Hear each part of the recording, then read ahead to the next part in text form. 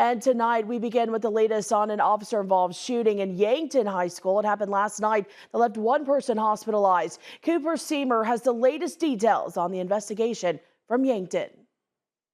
The end of a high school wrestling triangular Thursday night also ended with an officer-involved shooting in Yankton. Watertown, Yankton, and Beersford Alcester Hudson were nearing the end of the competition when 40-year-old Andrew Jondal was shot by a Yankton police officer out in the west parking lot of the school. South Dakota Attorney General Marty Jackley says the investigation into what happened is ongoing and Jondal is hospitalized as of Friday afternoon. He's facing charges, and Jackley says the Yankton Police Department is cooperating.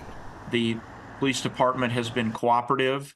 We are still finalizing that investigation. I've been in touch beginning early last night with the DCI. They've walked me through that process. Anytime an officer-involved shooting happens in South Dakota, the Attorney General's office, DCI, and other law enforcement agencies are involved in the investigation. That way, Jackley says, there's checks to make sure the investigation is carried out properly and independently.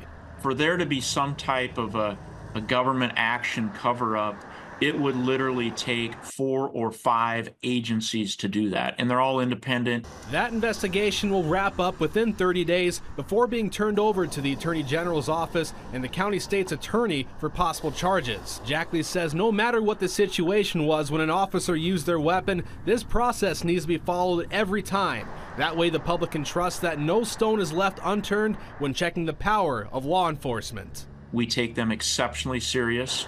We train based upon these investigations statewide.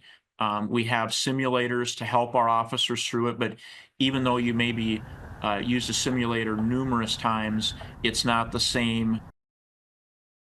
Now, Jackley did not list the charges Jondal is facing, given he's still hospitalized at this time, but he says that information will be released as the investigation progresses.